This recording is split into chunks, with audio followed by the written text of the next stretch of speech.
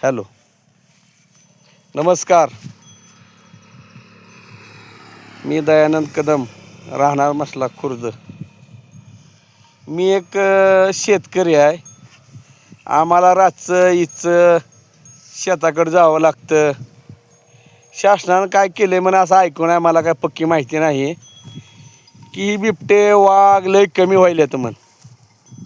ह्यांनी काय केलं आहे, आमच्याकडं आणून सोडले ते शेतकऱ्यासनीकडं. मग आमची जनावरं आम्हाला खाऊन त्यांचं पोट भरून तुम्हाला काय प्राणी पाळायचे आहेत का? ज्यांना काय गरज आहे त्यांनी त्यांच्या घरी पाळावं.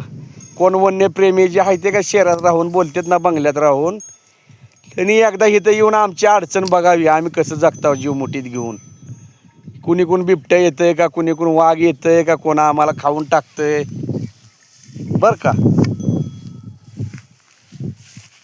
पण ही सगळं बिबटे शासनानं धरून न्यावं आणि त्यांच्या घरी सांभाळावं शासनाच्या. आम्हाला भीती आहे. आम्ही ही जनावर कशी सांभाळायची बघा.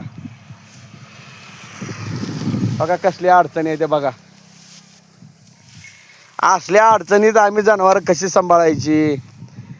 ह्यांना काय जीव नाही का? शेळ्याला जीव नाही का? त्यांना जीव आहे का? आता मुख्यमंत्री म्हणतात म्हणा आम्ही 15,000 20,000 शेरडं सोडू.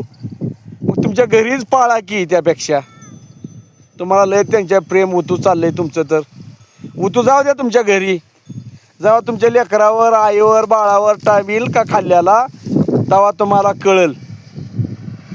मध्ये बी एक निरागस मुलगी खाऊन टाकली वाघानं. त्यांच्या आईबापाने कसं सांभाळलं असेल त्यांना.